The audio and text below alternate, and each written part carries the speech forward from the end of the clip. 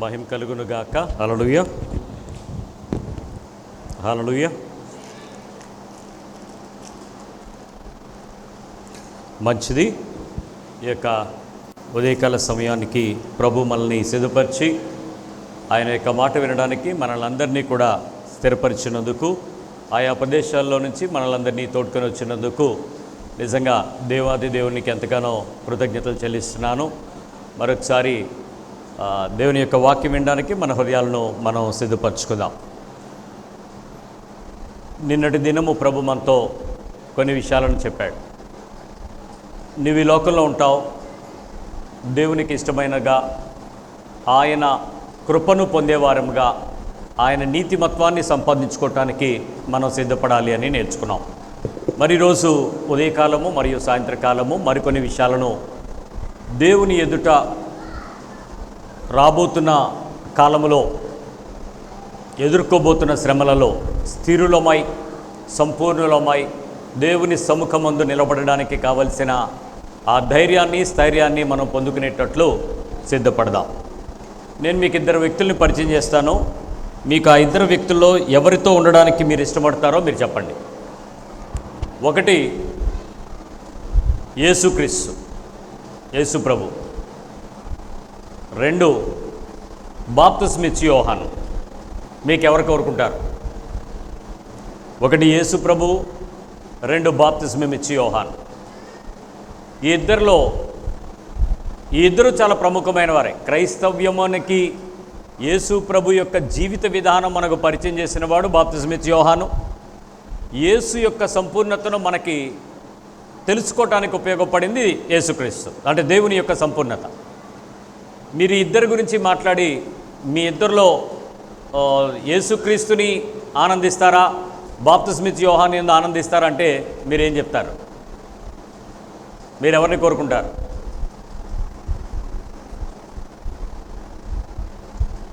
ఎవరండి? యేసా, బాప్తిస్మిచ్చి యోహానా? ఏంటో సరే. యోహాను సువార్త 5వ అధ్యాయము 30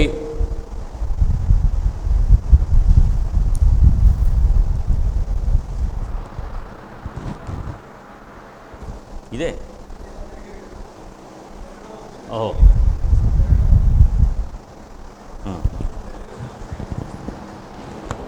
ఓకే, ఇప్పుడు కాదు, చెప్పండి. యోహాను సువార్త 5వ అధ్యాయము 34వ వచనము గురించి మాట్లాడదాం. నేను మనుషుల వలన అంగీకరింపను గాని సాక్ష్యం అంగీకరింపను గాని నేను మనుషుల వలన సాక్ష్యం అంగీకరింపను గాని మీరు రక్షింపబడవలనని ఈ మాటలు చెప్పుచున్నాను. అతడు మండుచు ప్రకాశించుచున్న దీపమై ఉండెను. ఎవరు? బాప్తిస్మిచ్చి యోహాను గురించి యేసు ప్రభు వారి మాటల్లోనే యోహాను సువార్తలో ఆయన చెప్తున్నటువంటి సాక్ష్యం. యోహాను ఎలా ఉన్నాడంట? అతడు మండుచు ప్రకాశించుచున్న దీపమై ఉన్నాడంట. యేసుక్రీస్తు గురించి చెప్పడానికన్నా ముందుకు చెప్పబడినటువంటి సాక్ష్యం. ఇంకా మీరు అతని వెలుగులో ఉండి కొంతకాలము ఆనందించుటకు ఇష్టపడితిరి. మీరు ఆయన వెలుగులో ఉండి కొంతకాలము ఆయన యందు మీరు ఆనందించడానికి ఇష్టపడ్డారు. అయితే యోహాను సాక్ష్యము కంటే నాకెక్కువైన సాక్ష్యము కలదు. యేసు ప్రభు వారు చెప్తున్నారు, యోహాను సాక్ష్యము కంటే కూడా నాకు మరి ఎక్కువైనటువంటి సాక్ష్యం ఉంది. అదేమనినా నేను నెరవేర్చుటకై తండ్రి ఏ క్రియలను నాకు ఇచ్చి ఉన్నాడో నేను చేయుచున్న ఆ క్రియలే తండ్రి నన్ను పంపి ఉన్నాడని నన్ను గూర్చి సాక్ష్యం ఇచ్చుచున్నవి. యేసుక్రీస్తు వారి సాక్ష్యం ఎందుకు బలమైనది, ఎందుకు గొప్పది అని అంటే, తండ్రి తనకి ఏ పనులైతే ఇచ్చాడో ఆ పనులన్నీ ఈయన ఏం చేశాడంట? నెరవేర్చాడంట. యోహాను ఏం చేయలేదు, ఈయన ఏం చేశాడు? ఇప్పుడు చెప్పండి తేడా. యోహాను కన్నా ఎక్కువ సాక్ష్యం యేసుప్రభుకు ఉంది. యోహాను సాక్ష్యం ఏంటి అనే దానికన్నా యేసుప్రభు సాక్ష్యం ఎంత గొప్పదో చెప్తున్నాడు. యోహాను సాక్ష్యం కన్నా యేసుప్రభు ఎందుకు గొప్పది అని అంటే, తండ్రి తనకి ఏ క్రియలైతే చేయమన్నాడో, ఏ పనులైతే చేయమన్నాడో, ఏ పద్ధతులతో చేయమన్నాడో, ఏ పరిస్థితుల మధ్య అయితే వెళ్ళాలని దేవుడు కోరుకున్నాడో ఆ పనులన్నీ ఆ పద్ధతిలో ఆ ప్రకారమే ఈయన నెరవేర్చాడు. ఎవరు? యేసుక్రీస్తు వారు. ఇప్పుడు ఈయన సాక్ష్యం గొప్పది అన్నాడు. ఇక్కడ మీలో కూర్చున్న వీరు ఎవరైనా పిలిచి సాక్ష్యం చెప్పండి అని అంటే ఏం సాక్ష్యం చెప్తారు? నా దేవుడు నా కొరకు ఏమైతే నియమించాడో యేసు ప్రభు చేసిన సాక్ష్యం కంటే కూడా నా సాక్ష్యం గొప్పదని చెప్పేవాళ్ళు ఎవరైనా ఉన్నారా? ఏ ఏ మీరు కూడా చాలా పనులు చేస్తున్నారుగా, చాలా పద్ధతులు చేస్తున్నారు కదా, చాలామంది నా సాక్ష్యం చాలా బలమైంది అంటున్నారు కదా. నేను ఒకసారి సింహాచలం దేవస్థానం దొంగతనం చేసిన దొంగ తెలుసా ఆయన ఎవరో? తెలీదా? మొత్తం 3 రోజులు సాక్ష్యం చెప్తాడు ఎక్కడికైనా వెళ్తే. ఆయన దొంగతనం ఎలా చేశాడో, ఆ కెరూబులు ఏం చేశా, ఆ కెంపులు ఎలా దొంగతనం చేశాడో, దేవస్థానంలో కప్పస్తంభం మీద ఎలా దిగాడో వివరంగా చెప్తాడు దొంగ. స్టోర్పురం అండి ప్రభుదాస్ గారు, చాలా చక్కగా సాక్ష్యం చెప్తాడు. ఆయన పిలవాలి అని అంటే ఆయన చెప్తారు, ఆయన సాక్ష్యం అంట పెద్ద సాక్ష్యం కాబట్టి 3 రోజులు బహిరంగ సభల్లో మీటింగ్లకి ఇస్తేనే ఆయన వచ్చి సాక్ష్యం చెప్తాడు. ఎందుకంటే ఆయన సాక్ష్యం పెద్ద సాక్ష్యం. మీరు విశాఖపట్నంలో అత్యధికంగా పేరు మోసినటువంటి ఒక సహోదరులు ఉన్నారు, భోగి శాంతారావు గారని. పేరు విన్నారో? శాంతారాం గారు. ఆయన 5 ఫ్లోర్ల బిల్డింగ్ కూలిపోయింది.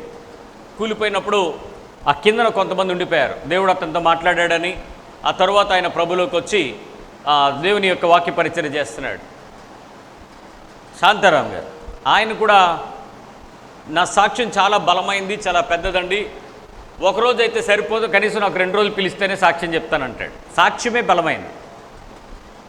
మీకు కూడా చాలా బలమైన సాక్ష్యాలు కొంతమంది ఉంటూ ఉంటాయి, కాగితాలు పట్టుకుని తిరుగుతూ ఉంటారు. మీకు చర్చిలో ఎప్పుడైనా అవకాశం ఉంటే సాక్ష్యానికి పిలవండి, సాక్ష్యానికి పిలవండి, సాక్ష్యానికి పిలవండి.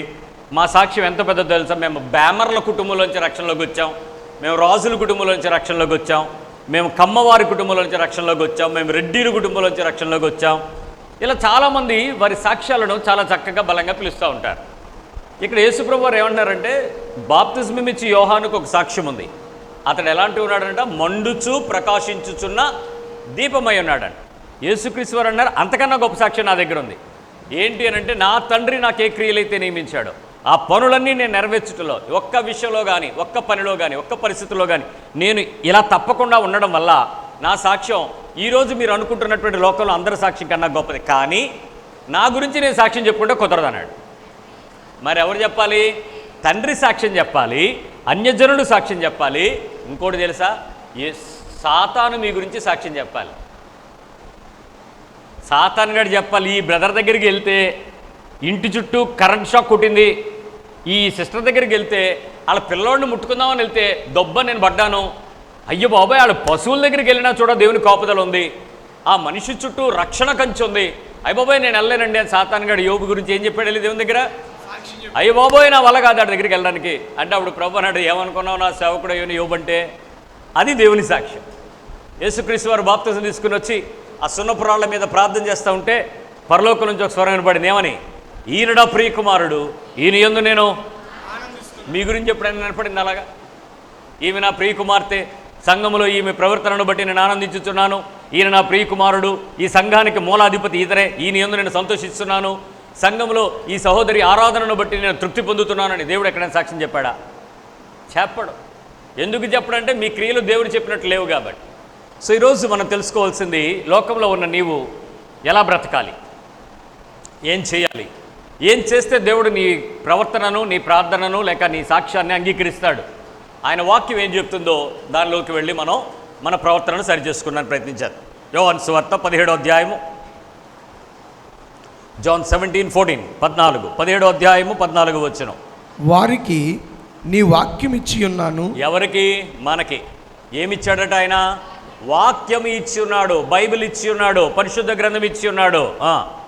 నేను లోక సంబంధిని కానట్టు, నేను లోకానికి సంబంధించిన వ్యక్తిని కాదు, వారును లోక సంబంధులు కారు. ఒక్క నిమిషం ఆలోచించండి, తర్వాత మాట కంటిన్యూ చేద్దాం. యేసుప్రభు వారు ఏమన్నారు? ఇప్పుడు నేను లోక సంబంధిని. ముందు మీకేమిచ్చాను? ఆయన డైరెక్ట్గా ఏం చెప్పలే. ఫస్ట్ మీకు ఏం చెప్పాడంటే, నేను నీకు ఇవ్వాల్సింది ఇచ్చా, ఏది మనుషులకు దొరకదో అది నీకు ఇచ్చా, ఏది లోకం పట్టుకోదో అది నీకు ఇచ్చా, ఏది లోకానికి తెలియదో అది నీ చేతిలో పెట్టా, ఏది లోకం ఒప్పుకోదో అది నీ దగ్గరికి ఇచ్చాను, నువ్వు ఒప్పుకునేలా చేశాను. వాక్యం ఇచ్చా.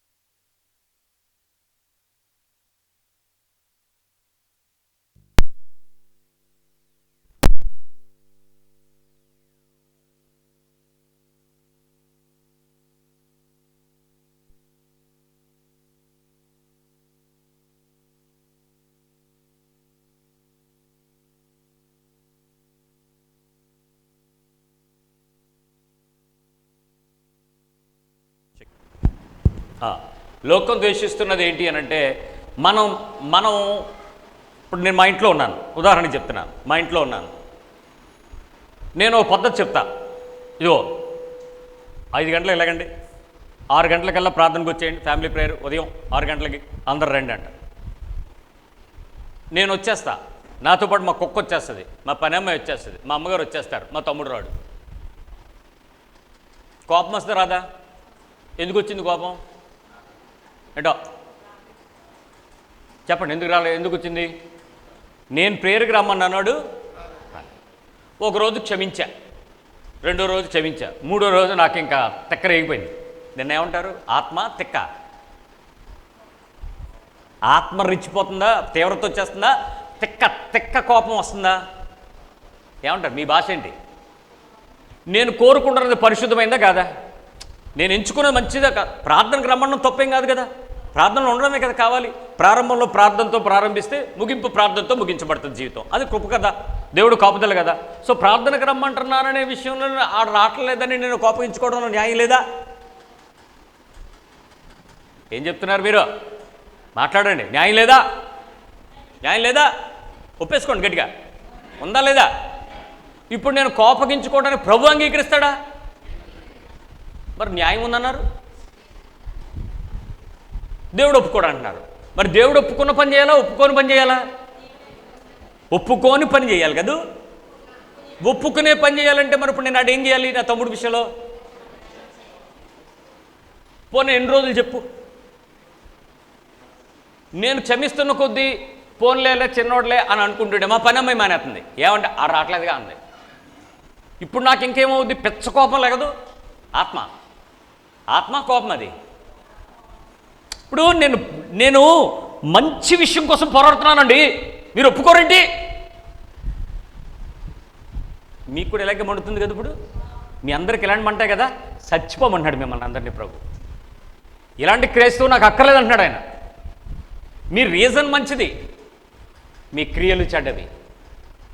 మీ క్రియలు చెడ్డవి. దాన్ని, ఆ కోపాన్ని వ్యక్తపరచాల్సిన క్రైస్తవ క్రమాన్ని అర్థం చేసుకోకుండా నీ ఆత్మీయతకు నువ్వే రంగులేసుకుంటే, నువ్వే డబ్బా కొట్టేసుకుంటే, నువ్వే గొప్పగా ఉన్నాను, నేను పరిశుద్ధంగా ప్రకటిస్తున్నాను, ఈ కూడా ఎంటలేదు నా మాట అంటే నా మీద మీకేమొస్తుంది చెప్పండి? ఇప్పుడు మీ అందరికీ ఏమొస్తుంది నా మీద? ఇప్పుడు నేను చేసింది మంచి పనా చెడ్డ పనా? మంచి పని. ఎవరికి? వాళ్ళకా నాకా? నాకే. మీకెందుకు చెడ్డ పని అయ్యింది? అందరం బాధపడేది యేసుప్రభు గురించే. కానీ ఇక్కడ ఇద్దరికి రెండు శత్రు వర్గాలు తయారయ్యాయి. ఒకే ఇంట్లో 2 వింగులు. ఓ 4 రోజులు ఓపి పట్టాను, ఇక లాభం లేదు. వీళ్ళు ఫ్యామిలీ ప్రేయర్కి రారు, నేను చెప్పినట్టు తినరు, నేను చెప్పినట్టు ప్రార్థన చేయరు, నేను చెప్పినట్టు వాక్యం చదవరు, నేను చెప్పినట్టు మంచం మించి దెక్కకుండా ఆడు అలాగే నుంచుంటే ప్రార్థన అంటాడు, ఆడు అలాగంటాడు, వీడు ఇలాగంటాడు. ఈ ఇంటోళ్ళతో నాకు సంబంధం లేదని నేను మాట్లాడడం మానేశాను. ఎందుకు? లోకం నన్ను ద్వేషిస్తుంది. బైబిల్ చెప్పిందిగా. లోకం దేనికి ద్వేషిస్తుంది? క్రియలు చెడ్డవైనందున, క్రియలు మంచివైనందున. ఇంతకీ నీ క్రియ చెడ్డదా మంచిదా? నీకు నువ్వేమనుకుంటున్నావు? ఓరు నీ స్వనీతి, నీ మురిగుడ్డ, నీ భక్తికో దండం పెట్టి సమాధిలో దిగడానికి గుడ్డ కట్టుకో. చచ్చిపోతే కాస్త భూమి అయినా శాంతిస్తుంది, ప్రభు అయినా ఆనందిస్తాడు మంచి క్రైస్తవ్యం చూసి. నేటి క్రైస్తవ్యం ఇక్కడికి వచ్చి యేసు ప్రభు లాంటి జీవితం చూడండిరా అంటే యేసు ప్రభు గురించి రెచ్చిపోయి కోపం తెచ్చుకుని మనుషులకు విభేదం తెచ్చుకుని నేను పర్ఫెక్ట్గా ఉంటే వీడు ఇలాగే ఉంటాడా అనుకుంటున్నామండి.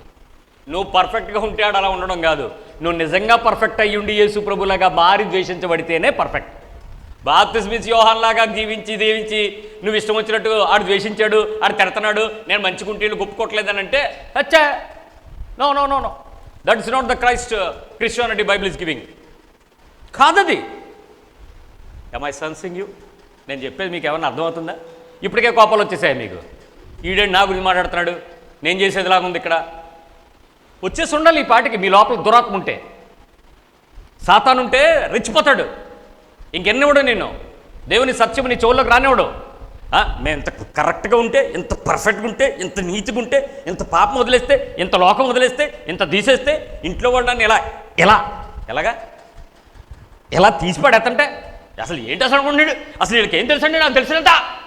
నీకేం తెలుసో నాకు తెలియదు, కానీ నీకు యేసు ప్రభు తెలియదు. నీకు బాప్తిస్మా యోహాను తెలుసు, యేసుప్రభు తెలియదు. అర్థమవుతుందా? మీకు తెలిసిన యేసుప్రభు నేను చెప్పే యేసుప్రభు ఒకడన్నప్పుడు కాదు. మీకు తెలిసిన యేసుప్రభు ఏంటంటే ఏదో ఒకటి చేయి అంటున్నాడు. నాకు తెలిసిన యేసుప్రభు ఏమంటే నా తండ్రి ఏం చేయమన్నాడు అదే చేయి అంటున్నాడు. ప్రభువా మా చెవులు తెరువు నాయన, ఈరోజు మా హృదయం తెరువు. మా బ్రతుకులలో లోకంలో ఉన్న మేము దేవా నీ నీతిని నెరవేర్చాలనే విషయం మర్చిపోయి స్వార్థమైన క్రైస్తవ్యాన్ని పట్టుకొని పౌరుషం అనుకుని ఆ పౌరుషం కోసం లోకంలో చచ్చిపోతున్నాం. కానీ రేపు మాత్రం నీ సిలువ దగ్గరికి మేము రాము, నీ రక్షణ దగ్గరికి అయితే మేము రాము. మేము నరకంలోనే ఉంటాం.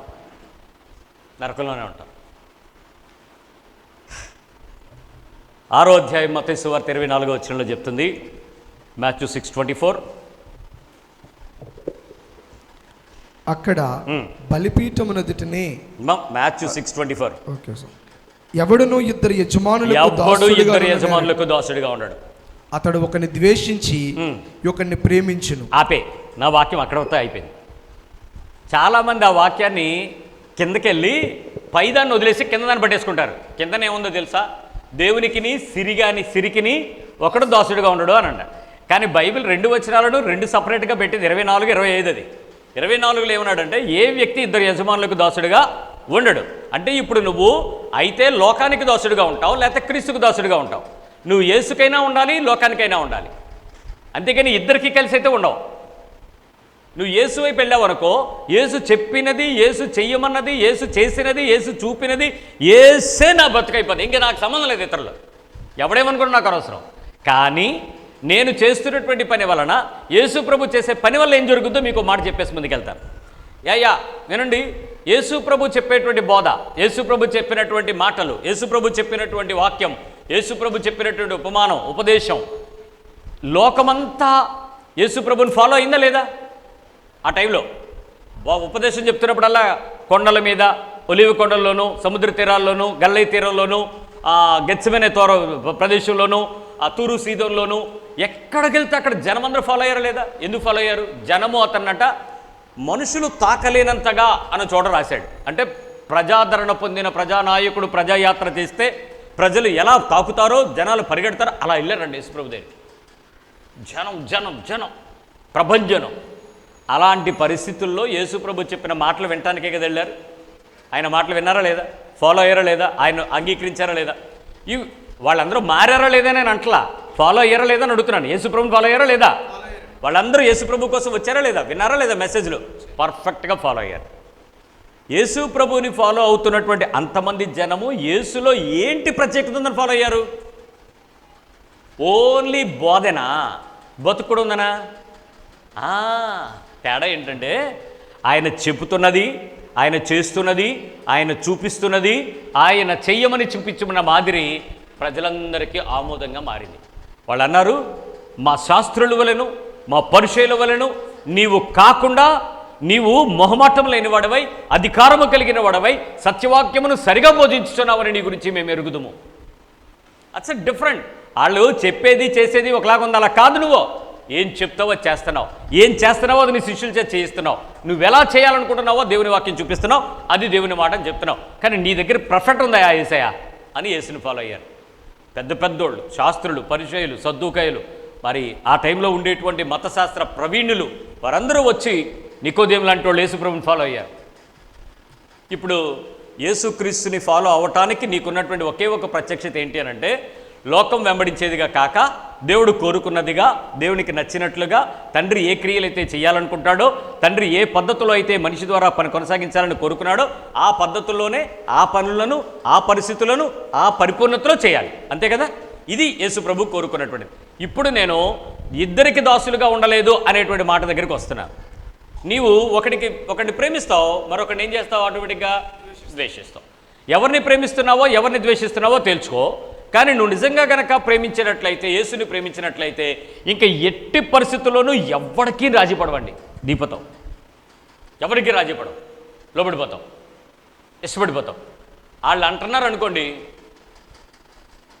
నవ్వుతావు, వాళ్ళు తిడుతున్నారు అనుకోండి ముద్దు పెట్టి ప్రార్థన చేస్తావు, వాళ్ళు అసహించుకున్నారు అనుకోండి వందనాలు చెప్తావు, వాళ్ళు అన్నారు అనుకోండి అయ్యా ఏమనుకోకండి, నా మాటల వల్ల మీకు ఏమన్నా అయితే క్షమించండి అని వెళ్ళిపోతావు. యేసుప్రభు పద్ధతి అది. ఇంకే రకంగా కూడా డిఫరెన్స్ నీ జీవితంలో కనపడదు. బాప్తిస్మా ఇచ్చే యోహాను లాగా ఎవడరో నక్క అండవు, కుక్క అని అరవడం, కేకలేడు. ఆ వీధుల్లో ఆయన శబ్దం ఎవడికి వినపడదా? చాలామంది వీధుల్లో శబ్దం వినపడదు, ఇళ్లల్లో వినపడతాయి. ఇళ్లల్లో వినపడితే వీధుల్లో వినపడినట్ట. జాగ్రత్త, నీ సాక్ష్యం ఇంటి దాటిపోద్ది. సో యేసుప్రభు వారు చెప్పినటువంటి మాట ప్రకారం చూసినట్లయితే ఎట్టి పరిస్థితుల్లోనూ నీ విశ్వాస జీవితంలో లోకంలో నుంచి నువ్వు ద్వేషించబడే యేసుక్రీస్తు ఆత్మీయతలోనికి లోకంలో ఉన్నప్పుడు నేర్చుకోకపోతే నీ బ్రతుకు వ్యర్థం, క్రైస్తవ జీవితం వ్యర్థం, సాక్ష్యం సున్నా. నేను ఒక మాట చెప్తా. తాగి చచ్చిపోయాడు. బాగా తాగి లివరు ఇన్ఫెక్ట్ అయిపోయి ఎంత పొట్ట అయిపోయి చచ్చిపోయాడు. నన్ను పిలిచారు రమ్మని ప్రార్థన చేయడానికి. ఏమైంది మీ నాన్నగారి కానీ? ప్రభునందు నిద్రించారండి అంటుంది వాళ్ళ పెద్ద కూతురు. ఎలాగా? ద్రాక్షరసం తాగి ప్రభునందు నిద్రించారండి. నువ్వు పాస్టరమ్వా అన్నాను. బలి కనిపించారండి. నేను పాస్టర్ని కాదు కానండి, సంఘంలో సేవ బాగా చేస్తూ ఉంటానండి, నేను కొంచెం కమిటీలో ఉంటానండి. భాష అలవాటు అయిపోయింది. ఉసుకో అంటే కుక్క కూడా ఉసుకో అంటది కొద్ది రోజులకి. భాష అలవాటు అయిపోయిన కుక్కో నువ్వు, భక్తి లేని దానివి. మీ నాన్న తాగి చచ్చాడని చెప్పడానికి పోయి ప్రభునందు దించాడు, దానికి ద్రాక్షరసం తాగాడని చెప్తావేంటి? అంటే రంగు ఏమేసింది? ఆత్మీయ రంగు వేసేసింది. ఆడు కట్నం తీసుకున్నాడు పిల్లాడు. ఎంత కట్నం తీసుకున్నాడు అంటే 2 కోట్లు కట్నం. కళ్యాణ మండపం గ్రాండ్గా, పెద్ద కళ్యాణ మండపంలో, బాగా చేసి కళ్యాణ మండపంలో మంచి భోజనాలు. ఆ ఎవడో పాలకొల్లోళ్ళు అంట, వాళ్ళకి భోజనాలు పెట్టాడు. 70 రకాల స్వీట్లు వంటలు అంట. 70 రకాలు. తినటానికా సావటానికో తెలీదు. 70 రకాలు వరుసనే. వెళ్ళిన దగ్గర నుంచి డ్రింకులు 30 రకాలు, 50 రకాల స్వీట్లు, 70 రకాల 40 రకాలు నాన్ వెజ్. పీతల కాళ్ళు సపరేట్ అంట, పీతల సెంటర్ సపరేట్ అంట, పీత గుడ్డు సపరేట్ అంట, కౌజు పెట్ట గుడ్డు అంట, తొక్కంట, తోళ్ళంట, ఇంకేవో రకరకాల ఏంటో 70 రకాల నాన్ వెజ్, 70 రకాల స్వీట్లు, 70 రకాలు అన్ని 70లే. బ్రహ్మాండంగా పెట్టాడు. ఆ పెళ్ళికి నేను కూడా పిలవబడ్డాను. పెళ్ళి నేను చేయట్లా. నేను వెళ్ళిన వెంటనే ఫ్రంట్ వరుసలో కూర్చోమంటే మీకు దండవరా బాబు నేను అడుగుతుంటానని కూర్చున్నా. ఈ పరిశుద్ధ వివాహానికి పిలువబడిన అందరికీ ప్రభునామములు శుభములు. ఆ ఊర్లో టౌన్లో పెద్ద పేరున్న పాస్టర్ రెవరెండ్ డాక్టర్ XYZ పిలిచాడు. ఆ తర్వాత గ్రీటింగ్స్ చెప్పడానికి నన్ను పిలిచారు, శుభాకాంక్షలు తెలియచేయడానికి. నేనేం చెప్పానంటే ఆయనకి, పెళ్ళి అయిన తర్వాత నాకు గ్రీటింగ్స్ ఇవ్వకండి, పెళ్ళి అయిన తర్వాత ఎవడో తిని మీద పడిపోతారు, నాకు ముందు ఇచ్చే తర్వాత నేను చెప్తానన్నా. అయితే సరే మరి ఆలివ్ గ్రీన్ గారు ఉన్నారు, మరి శుభాకాంక్షలు తెలియచేస్తారని. అప్పుడు నేను వైక్ తీసుకుని ఆయనకి చెప్పాను, ఇక్కడ ఉన్న వారందరికీ కూడా ప్రభునామములో నా వందనాలు. మరి నేను కూడా మీలాగే వివాహానికి పిలువబడ్డాను. పాస్టర్ గారు ఇందాక పరిచయం చేస్తూ పరిశుద్ధ వివాహానికి పిలువబడిన అని పిలిచాడు. ఇది పరిశుద్ధ వివాహం కాదు, వివాహం మాత్రమే. ఎందుకు అనంటే ఈ పిల్లవాడు 2 కోట్లు కట్నం తీసుకున్నాడని ఆ రోడ్డు దగ్గర ఉన్న వాచ్మెన్ దగ్గర నుంచి ఈ బిల్డింగ్లోకి వచ్చినప్పుడు అందరూ చెప్తున్నారు. పరిశుద్ధ వివాహంలో పాపమునకు తావుండదు, లోకమునకు తావుండదు, కాబట్టి ఇది పరిశుద్ధ వివాహం కాదు, వివాహం మాత్రమే. పాస్టర్ గారు కరెక్ట్ చేసుకోండి, ఇంకోసారి పరిశుద్ధ వివాహాన్ని మాట్లాడకండి అని చెప్పి నా గ్రీటింగ్ చెప్పి ముగించాను. మొఖంలో నెత్తురు సొక్కలేదు, పెళ్ళికొడుకు మేకప్ ఉంది, ఫుల్ మేకప్. నేను ఎందుకు ఈ 2 విషయాలను చెప్పాల్సి వచ్చింది మీకు? ఒకడు తప్పు చేసి దానిని క్రైస్తవ కలరింగ్తో కవర్ చేద్దామనంటే, సచ్చినోడు ప్రభునందు నిద్రించాడని అలా చెప్తావు తాగి చేస్తే? వాళ్ళు ఏముంది? బాప్తిస్మా ఇచ్చే యోహాను గురించి మిగిలిన బైబిల్ ఎక్కడా కూడా అతని సాక్ష్యం ప్రస్తావించకపోవడానికి కారణం ఏంటి అర్థమైందా? యేసుక్రీస్తు గురించి చెప్పబడిన సాక్ష్యం బైబిల్ చివరి వరకు రాయబడింది. గొర్రెపిల్లకు ఆ గ్రంథము విప్పడానికి అధికారం ఇవ్వబడిందని, తీర్పులు తెచ్చడానికి అధికారం ఇవ్వబడిందని ఎన్నో విషయాలు ఉన్నాయి. బాప్తిస్మా ఇచ్చే యోహాను గురించి ఒక్క విషయం రాయలేదు. భూమి మీద మనుషులు కనిన వారందరిలో కూడా పరలోకంలో ఉన్న వారందరికంటే యోహాను గొప్పవాడని యేసు ప్రభు చెప్పాడు. కానీ ఒక్క చోట కూడా అతనికి ఎందుకో, అతడు మండుచూ ప్రకాశించు దీపమై ఉండెను. లోకంలో సాక్ష్యం బాగానే ఉంది, కానీ తండ్రి క్రియలు నెరవేర్చట్లో తప్పు చేశాడు.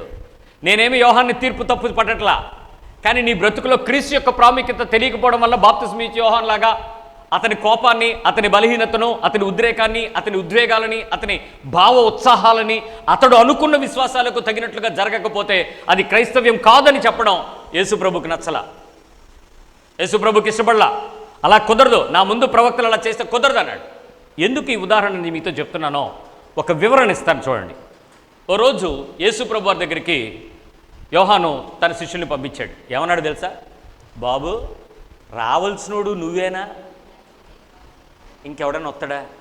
నాకేదో డౌట్గా ఉంది యేసయ్యా, నువ్వేనా కాదు, ఒకసారి కనుక్కుంటారా, ఎందుకైనా మంచిది. ఇంకోటి ఎవడన్నా గురించి అయితే మనం అనవసరంగా యేసుప్రభుని తప్పు పట్టేసినట్టు అయిపోతాం, వదిలేద్దాం, మళ్ళీ మనం మన పద్ధతిలో ఫాలో అయిపోతాం, ఎవడో ఒకసారి కనుక్కోండి అన్నాడు. ఆయన ఏమన్నాడు తెలుసా? గుడ్డివారు చూస్తున్నారు, చెవిటివారు వినుచున్నారు, మరణించిన వారు లేస్తున్నారు, ఇది వెళ్ళి మీ ఓడికి చెప్పన్నారు. ఎందుకన్నారో తెలుసా? ఆ విషయం చూపిస్తాను మీకు, ఒకసారి రండి.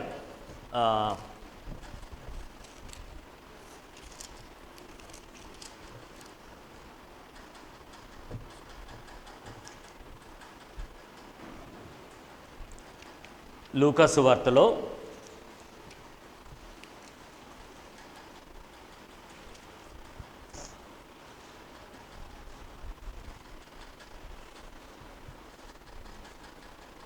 బాప్తిస్మిచ్చి యోహాను ప్రజలందరికీ చెప్పబడినటువంటి విషయం ఏంటంటే, నా వెనకతలో వచ్చేవాడు నాకంటే శక్తిమంతుడు వస్తాడు, గొడ్డలి అతని చేతిలో ఉంచబడింది, అతడు ఏం చేస్తాడో తెలుసా? అందరినీ నరికేస్తాడు, ఆ అగ్నిలో చేటలో చెరిగేస్తాడు.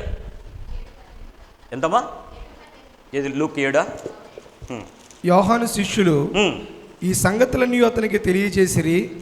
అంతటి యోహాను తన శిష్యుల్లో ఇద్దరిని పిలిచి, రాబోవాడువు నీవేనా, మేము మరి ఒకని కొరకు కనిపెట్టవలెనా అని అడుగుటకు వారిని ప్రభు నద్దుకు పంపాను. ఇక్కడ యేసు ప్రభు వారికి డౌట్ ఎందుకు వచ్చింది? యేసు ప్రభు కరెక్టా కాదని యోహానికి అని అంటే, యోహాను చెప్పినటువంటి విషయం ఏంటంటే, గొడ్డలి వేరును ఉంచబడింది, రాబోతున్నవాడు మిమ్మల్ని నరికేస్తాడు, మిమ్మల్ని చంపేస్తాడు, మిమ్మల్ని బాధ పెట్టేస్తాడు, మిమ్మల్ని చెరిగేస్తాడు, మిమ్మల్ని నిప్పుల్లో వేసేస్తాడు అని చెప్పి ముందుగా అతను మాట్లాడాడు. జకరియా యేసుక్రీస్తు వారి రాకడ గురించి యోహాను మాట్లాడినటువంటి విషయం ఒకసారి చూపిస్తా.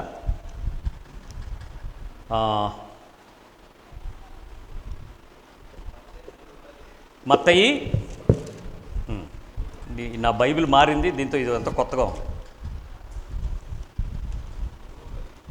3వ అధ్యాయం, మత్తయి సువార్త 3వ అధ్యాయం. ఇప్పుడే గొడ్డలి చెట్ల వేరున ఉంచబడి ఉన్నది గనుక మంచి ఫలము ఫలింపని ప్రతి చెట్టును నరకబడి అగ్నిలో వేయబడును. మారు మనసు నిమిత్తము నేను నీళ్లలో మీకు బాప్తిసం ఇచ్చుచున్నాను, అయితే నా వెనుక వచ్చుచున్నవాడు నాకంటే శక్తిమంతుడు, ఆయన చెప్పులు మోయుటికైనను నేను పాత్రుడను కాను. ఆయన పరిశుద్ధాత్మలోను అగ్నితోను మీకు బాప్తిసం ఇచ్చును. ఆయన చేట ఆయన చేతిలో ఉన్నది, ఆయన తన కళ్ళమును బాగుగా శుభ్రం చేసేస్తాడు, జనాల్ని బాగా చెరిగేస్తాడు, గోధుమలను కొట్టులో పోసి ఆరని అగ్నితో పొట్టును కాల్చి వేయునని వారితో చెప్పాడు. యేసు ప్రభు గురించి యోహానుకు ఉన్న ప్రత్యక్షత ఏంటి? యేసు ప్రభు ఏం చేస్తాడని చెప్తున్నాడు? కాల్చేస్తాడు, నరికేస్తాడు, శుభ్రం చేస్తాడు, నరకంలో వేసేస్తాడు, మిమ్మల్ని అందరినీ సపరేట్ చేసి దూరం చేస్తాడు, జాగ్రత్త అన్నాడు. తీరా యేసుప్రభు ఎవడైనా వచ్చి ఎదురుగా వచ్చి ఆయన ఏమన్నా అంటున్నాడు అనుకో, ఈయన ఏం చేస్తున్నాడు? శిక్షిస్తున్నాడా, ప్రేమిస్తున్నాడా?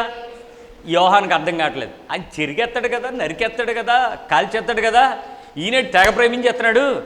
మళ్ళీ ఒకడు ఎవడన్నా వెళ్ళాడు అనుకోండి, కుష్ఠోడిని ముట్టుకోవడం నాకు ఇష్టమే అంటున్నాడు. ఇదేంటిది? కుష్ఠోడిని ముట్టుకోవడం ఏంటి? యాజకుడు ముట్టుకోకూడదు కదా. ఇదో పక్క సమస్య. ఎవడైనా పరిస్థితులు బాగోలేదనుకోండి, వాళ్ళందరినీ కూడా వ్యభిచారం చేసిందని రాళ్ళతో కొట్టండి రానంటే ఆయన క్షమించేస్తున్నాడు. అమ్మా ఇంక పాపం చేయకమ్మా అనేస్తున్నాడు. అర్థం కావట్లేదు యోహానికి. ఏమో శిక్షించాలి, ఈయనేమో క్షమిస్తున్నాడు, ప్రేమిస్తున్నాడు, ఏంటి సంగతి? ఇప్పుడు నేను మీతో యోహాను యొక్క బాప్తిజం విషయంలో యోహాను చేసిన క్రియ యేసుక్రీస్తు కంటే తక్కువ ఎందుకైంది అని అంటే, యోహాను చెప్పినట్టుగా కరెక్ట్గా ఉండండి, పర్ఫెక్ట్గా ఉండండి, నీట్గా ఉండండి, తప్పు చేయకండి, మీరు ఇలా ఉండకండి, మీరు ఇలాగే ఉండండి, భక్తులు ఇలాగే ఉండండి అని యేసుప్రభు ఉండాలనుకోవాలా. ప్రేమగా ఉండండి, పరిపూర్ణంగా ఉండండి, సమాధానంగా ఉండండి, దేవునికి ఇష్టంగా ఉండండి, మీ పనులు దిద్దుకోండి, మీ పద్ధతులు మార్చుకోండి, మీ క్రియలు మార్చుకోండి. ఇవన్నీ యోహానికి ఇష్టం లేదు. ఎలా చూస్తాం అనుకుంటున్నాడు? చంపేద్దాం, నరికేద్దాం అనాలి.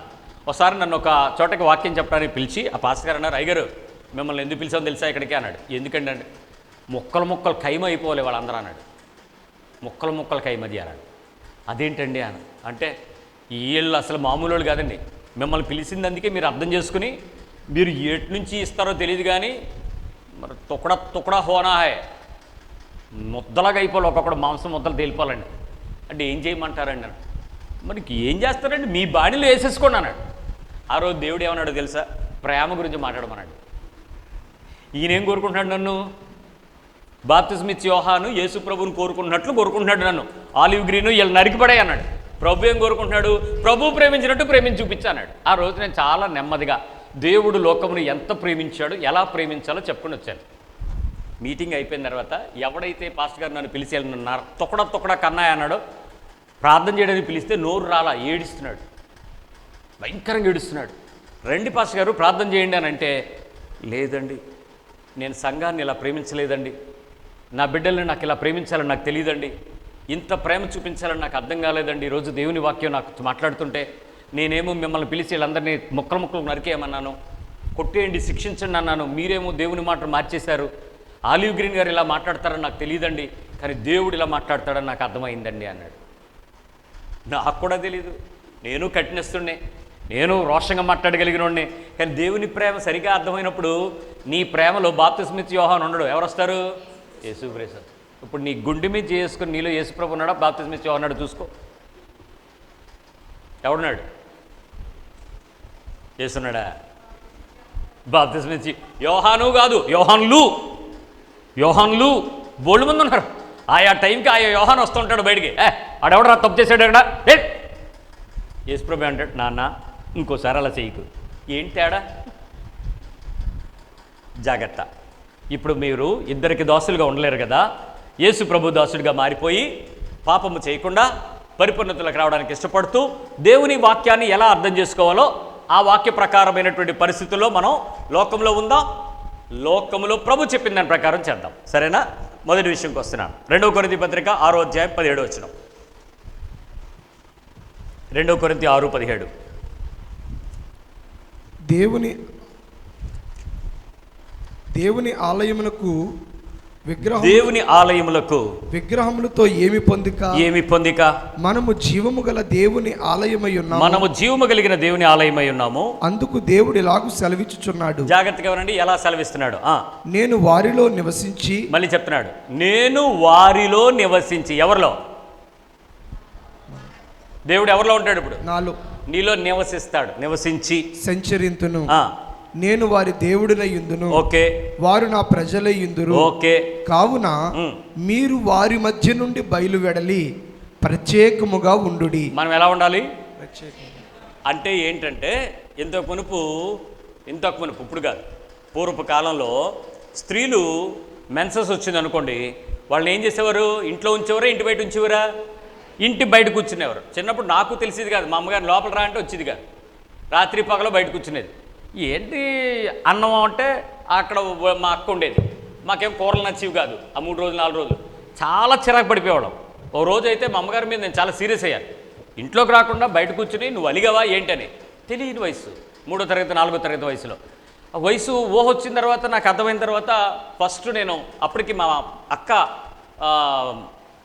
మెన్సెస్ అయిన తర్వాత ఇంట్లో ఈ కార్యక్రమాలు ఇవన్నీ చూసిన తర్వాత అప్పటికి మాకు చదువుకున్నాం, 7వ క్లాస్ 8వ క్లాస్కి వచ్చేసాం. అప్పటికి విషయాలు అర్థమవుతున్నాయి, సైన్స్ ఇలా జరుగుద్ది అని. ఓహో తప్పు జరిగింది. అప్పుడు మొదట నేను మా నాన్నగారితో మాట్లాడి ఇంట్లో చెప్పాను, ఇది నాకు చెమట వచ్చినట్లే అక్కళ్ళకి అమ్మళ్ళకి ఇలా వస్తుంది, దానికి మీరు బయట కూర్చోబెట్టడం అనేది తప్పు, అలా ఉండకూడదు, ఇంట్లోనే ఉండాలి. మనకు 2 గదులులే, ఈ 2 గదుల్లో ఆవిడ బయట కూర్చోటం, అక్క బయట కూర్చోటం, ఇంటి అందరూ చూసేవాళ్ళకి ఎలా ఉంది చుట్టుపక్కల, నాన్నగారు అలా వద్దు, మనం ఇలా చేయొద్దని చెప్పి ఇంట్లో నేను మొదట చెప్పాను. చెప్తే అప్పుడు మా అమ్మగారు అన్నారు, సరేలే వాడు బాధపడుతున్నాడు, అందరూ చూస్తున్నారు కదా, ఎవరేమనుకుంటున్నా మనము అనుకున్నాం కానీ ఆచారం అని, అది ఇప్పుడు అక్రమంగా మారింది, వద్దులే మనం కూడా అని చెప్పి ఆ రోజు నుంచి మా ఇంట్లో ఆ ఆచారం మళ్ళీ ఇంట్లోకి వచ్చేసారు. ఇప్పుడు శానిటేషన్ పెరిగింది, చాలా రకాల పద్ధతులు మనకు వచ్చాయి. ఇప్పుడు మనకు అది ఉంది అని కూడా ఎవరికీ తెలియదు. అలాంటి పరిస్థితుల్లో సొఫిస్టికేటెడ్గా అందరితో పాటు కలిసి ఉంటున్నాం, అందరితో పాటు వెళ్తున్నాం. దేవుని కృపను బట్టి క్రైస్తవులు అయినందువల్ల మనకి ప్రార్థనకు అడ్డు లేదు, ప్రభు బలకు అడ్డు లేదు, కుటుంబానికి ఆరాధనకు అడ్డు లేదు, నువ్వు మందిరానికి వెళ్ళడానికి అడ్డు లేదు, చావు లేదు, కీడు లేదు. మనకంతా అన్నిట్లోనూ అది పరిశుద్ధమైన క్రియ, మనకేమైతే ఆ తేడా లేదు. అందువల్ల మనం కృపలో పొందాం. ఒకరోజు కడగా ఉండినట్లు ఆ స్త్రీలు కడగా ఉన్నట్లు ప్రత్యేకంగా ఉండండి అంటే ఇప్పుడు మీరు ప్రత్యేకంగా ఉండమనే. అందరూ ఒక ఇంట్లో ఉంటే ఇంకో గదిలోకి వెళ్ళిపోయి మేము ప్రత్యేకంగా ఉండాలి, మీరు మీలాగా నేను కలవనం, అలా ఉండమనా? చాలామందికి అలాగే అర్థమైంది. ప్రత్యేకంగా ఉండమన్నాడు, మనం వాళ్ళతో కలవకూడదండి, వాళ్ళ దగ్గరికి వెళ్ళకూడదండి. శాస్త్రులు పరిచయాలు మీటింగ్ అవుతుంది, యేసుప్రభు వెళ్తాడు. మరి మీరు ఎందుకు వెళ్ళరు? మేము ప్రత్యేకంగా ఉండాలండి. ప్రత్యేకంగా ఉండమన్నాడా? అదే ప్రత్యేకత అంటే నువ్వు ఎవరితో కలవకుండా ఉన్నా. కింద ఉంది, ఇప్పుడు చదవండి, దాని కంటిన్యూషన్ వర్షాలు అసలు వచ్చి ఉంది. అపవిత్రమైన దానిని ముట్టకుడని. అదండి, ఏం చేయకూడదు? ప్రభు సెలవిచ్చు. అపవిత్రమైన దాన్ని ముట్టకుండా ప్రత్యేకంగా ఉండడం వేరు, నువ్వు సపరేట్గా ఉండడం వేరు. కోపం పవిత్రమైనదా అపవిత్రమైనదా? రెండూ ఉన్నాయి. పవిత్రమైన కోపం ఉంది, అపవిత్రమైన కోపం ఉంది. పవిత్రమైన కోపము గద్దింపు దగ్గరికి వెళ్ళి పొద్దున్న వస్తే సాయంత్రంలో పోద్ది. అది మొదట కాలం పొందే కొద్దీ 1 నిమిషం వస్తుంది, 1 సెకండ్లో పోద్ది. 1 నిమిషం వస్తుంది, సెకండ్లో పోద్ది. నిమిషం కాదు, సెకండ్. అప్పుడే కోపం వస్తుంది, అప్పుడే ఫ్రీ అయిపోద్ది. ఎందుకంటే గద్దింపు వస్తుంది అంతే. అంతేగాని వాళ్ళ మీద ద్వేషం రాదు, అరుపులు రావు, కేకలు రావు, పగ ఉండదు, ప్రతీకారం తీర్చుకోవడానికి ఉండదు, ఎప్పుడైనా టైం దొరికితే లోపల కక్కదు, ఏముండవు. పవిత్రమైన కోపం. అపరిశుద్ధమైన కోపం ఏంటి? చచ్చిపోయినా మాట్లాడకుండా ఉండడం. మనుషులు చూడంగానే పాత కోపాన్ని రేపేసుకుని దువ్వేసుకుని అరిచేసి అరే దరిద్రే, అరే మగని చూడకూడదా, ఏమండి నేను ప్రత్యేకంగా ఉన్నానా? నువ్వు ప్రత్యేకంగా ఉన్నావా? ప్రత్యేకంగా ఉన్నావు, పాపంలో ప్రత్యేకమైపోతున్నావా? జాగ్రత్త. అపవిత్రమైన దానిని ముట్టకుండా ఉండడము క్రైస్తవ ప్రత్యేకత. అది పరిశుద్ధ జనము, అది పవిత్రత. అందుకని మొదటి విషయంలో చెప్తున్నాడు, మరియు నేను మిమ్మల్ని చేర్చుకుందును.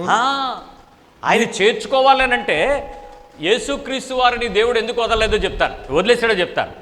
సిలువ మీదకి వచ్చేటప్పుడు ఆది కాండంలో యేసు ప్రభువు పరిపూర్ణ స్వరూపంలో తయారు చేసినటువంటి ఆదాము యొక్క పాపం మొదలుకొని రాబోతున్న యేసు ప్రభు కాలంలో ఉండే కడపటి ఆదాము యొక్క పాపం వరకు పాపమంతా ఎవరి మీదకి వచ్చేసింది? ఇప్పుడు యేసు ప్రభు మీదకి వచ్చేసింది. ఆయన ఇప్పుడు పాపపు ముద్దగా కనపడుతున్నాడు దేవుడికి. దేవుడు పాపాన్ని తాకగలడా? తాకలేడు. పాపులతో ఉండగలడు, పాపాన్ని ద్వేషిస్తాడు, పాపిని ప్రేమిస్తాడు, పాపాన్ని అసహించుకుంటాడు. సో పాపపు ముద్దగా మారిపోయిన యేసు ప్రభుని తండ్రి క్షణమాత్రము ఇలా చేయి విడిచిపెట్టాడు. అది మరణం, సపరేట్. మళ్ళీ తిరిగి వెంటనే ఆయుష్కాలం అంతా దయతో ఆయనని తిరిగి లేపి తన తండ్రి కుడి పార్శ్వమున కూర్చోబెట్టేసుకున్నాడు, చేర్చేసుకున్నాడు. ఆ క్షణం ఎందుకు విడవాల్సి వచ్చింది అంటే, తండ్రి లామా లామా సబక్తాని, దేవా దేవా దాన్ని నేల చేయి విడిచావు. ఎందుకు విడిచిపెట్టాడు? పాపం ముద్ద. యేసుక్రీస్తు పాపి కాదు, యేసుక్రీస్తు మీద పాపం ఉంది కాబట్టి అతను ముట్టలేకపోయాడు, తండ్రి విడిచిపెట్టాడు. అంత పరిశుద్ధుడైన దేవుడు నిన్ను చేర్చుకుంటున్నాను అని చెప్తున్నాడంటే, మీతో సంచరిస్తానంటున్నాడంటే, మీలో ఉంటానంటున్నాడంటే ఏదో ఆశ కోరుకుంటున్నాడుగా మనలో నుంచి. అంటే పవిత్రమైన పద్ధతిలో ఉంటే, పరిశుద్ధమైన పద్ధతిలో జీవిస్తే, పవిత్రమైన మార్గంలో మనం గనక ఆ పాపముతో జోలి లేకుండా మీరు గనక అపవిత్రమైన దాన్ని ముట్టకుండా ఉండగలిగితే మీరు నాకు కుమార్తెలు అయ్యుందురు, మీరు నాకు కుమార్తెలు అందరూ సర్వశక్తి గల ప్రభు చెప్పుచున్నాడు. మనం అప్పుడు ఏమవుతాం? దేవునికి కుమారులము కుమార్తెలముగా మారిపోతాం. ఓ మరణము సాక్ష్యం ఇవ్వడానికి నేను వెళ్ళాను. చనిపోయి కార్యక్రమం అంతా అయిపోయింది. జ్ఞాపకార్థ కూటంలో నేను వాక్యం చెప్పడానికి పిలువబడినప్పుడు అక్కడికి వెళ్ళినప్పుడు వాళ్ళతో చెప్పిన విషయం ఒకటే, ఇతను చాలా మంచివాడని అందరూ చెప్తున్నారు, ఇతనిలో ఏ చెడ్డతనం లేదా అని అడిగాను. చనిపోయిన ఆయనలో ఏ తప్పు లేదా? ఆయన ఎక్స్ మిలిటరీ మ్యాన్, ఏమీ తప్పులు లేవా? భార్యగా నువ్వు బ్రతికున్నావు, నీ భర్త యొక్క బలహీనతలు చెప్పు సంఘానికి అన్నాను. ఆవిడ భయపడిపోయింది. ఏమండి, చనిపోయిన వారందరూ నీతిమంతులు, తప్పులు జ్ఞాపకం చేసుకోకూడదని ఎవడు చెప్పాడు? నీతిమంతులను జ్ఞాపకం చేసుకోమంటే మంచి చెడు కూడా జ్ఞాపకం చేసుకోమని, ఏం పర్లేదు ఏమనుకో చెప్పానంటే, ఈయనకండి లోకంలో అందరూ మంచోళ్లే, నేనే చెడ్డదాన్ని అంది ఆవిడ. చచ్చిపోయిన ఆయన గురించి. ఆయన లేడులే, పాతిపెట్టేశాం. ఈయనకండి నాకు ఎప్పుడైనా నోరిడిచి ఏమండి ఆ చీర కొనుక్కుంటానండి అని అంటే, పరలోకంలో ఏం బట్టలు కట్టుకుంటావు అని తిట్టేవాడండి. ఏమండి ఆ బంగారం గాజు అండి అని, కాళ్ళ కింద ఉంటుంది బంగారం, నువ్వేమో ఒంటి మీద ఎత్తుకుంటాను రావు అనేవాడండి. పాపం నిజంగా వాక్యం చెప్పేవాడండి, కానీ ప్రేమగా చెప్పాడు కదండి. వాక్యం చెప్పాడు, ఆయన ఒంటి మీద బంగారాలు ఉంగరాలు ఏం లేవు, కానీ భార్యని ప్రేమించి తన జీవిత భాగస్వామ్యాన్ని చూడలేదంట. ఎప్పుడు తెలిసింది మాకు ఆ విషయం? ఆవిడ చెప్తే తెలిసింది. మేమేమనుకున్నాం తెలుసా? ఆవిడ ధర్మపతివ్రత, ధర్మపత్ని, అయ్యగారు ఎక్కడికి వెళ్తే అక్కడ బండి మీద కూర్చోమంటే కూర్చునేది, లేగంటే లేచేది, ఎల్లంటే వెళ్ళేది, రమ్మంటే రమ్మని, పెట్టంటే పెట్టేది, చూయి అంటే ఏ రోజు ఏమీ తప్పు చేసేలేదండి. అంత పర్ఫెక్ట్గా ఉండేది ఆవిడ. మేము కూడా ఆవిడ అమ్మగారుని చాలా గౌరవంగా చూసేవాళ్ళం. కానీ ఇవేమీ మాకు తెలీదు. కానీ ఆవిడ ఒంటరి పోరాటంలో ఆవిడ అనుకుంటుంది, మా ఆయనకి యేసుప్రభు ఉన్నాడు అనుకుంటున్నాడు, కానీ కానీ కానీ అందుకే పాస్టర్లను పిలిచేటప్పుడు మీకు నచ్చిన వాళ్ళని, మీకు తెలిసిన వాళ్ళని పిలుచుకోండి, నాలంటూ పిలవకండి.